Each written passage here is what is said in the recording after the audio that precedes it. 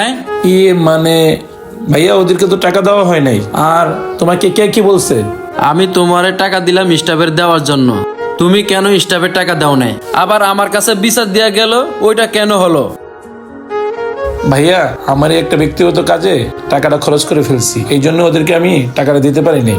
তোমারে আমি টাকা দিছি স্টাফের টাকা দেওয়ার জন্য, আর তুমি কি করছো? সেই টাকা তুমি পার্সোনাল কাজে খরচ করছো। আর তোমাকে আমি টাকা দিছি কি পার্সোনাল কাজে খরচ করার জন্য? দিছি স্টাফের টাকা দেওয়ার জন্য। স্টাফের টাকা নাই দিয়ে তুমি নিজের পার্সোনাল কাজে কেন খরচ করলা?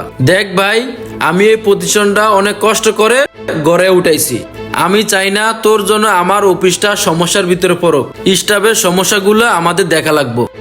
স্টাফের সমস্যাগুলো যদি আমরা না দেখি, স্টাফ কি আমাদের এখানে কাজ করবে? হ্যাঁ ভাইয়া, তুমি ঠিকই বলছো। আমি আসলে ওদের সাথে অনেক খারাপ বিহেভ করি, আর এগুলো আসলে আমার একদমই করা ঠিক না এগুলো। আর আমি এখন থেকে ওদের সাথে একদমই খারাপ ব্যবহার করবো না ভাইয়া। এই যে আরেকটা কথা বলছো যে স্টাফদের সমস্যা যে আমরা না দেখি, তাহলে তো ওরা আমাদের ফ্যাক্টরিতে কাজ করবে না। আর ওরা যদি কাজ না করে তাহলে তো আমাদের ফ্যাক্টরি চলবে না। আমার ভুলটা আমি বুঝতে পারছি। আচ্ছা ঠিক আছে, তাহলে তুমি যাও এখন। আচ্ছা ঠিক আছে ভাইয়া, আসি।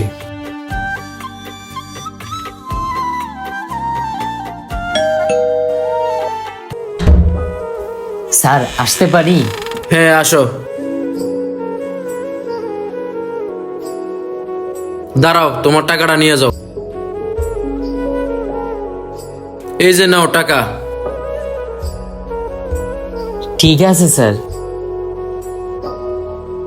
আমাদের এই সমাজে এমনও কিছু মালিক মহাজনরা আছে কর্মচারীদের সাথে খারাপ আচরণ করে থাকে। তাই আসুন আমরা সবাই মিলে এরকম কাজ থেকে বিরত থাকি। আর আমাদের এই ভিডিওটা যদি ভালো লেগে থাকে তাহলে অবশ্যই লাইক, কমেন্ট, শেয়ার করে পাশে থাকবেন। ধন্যবাদ।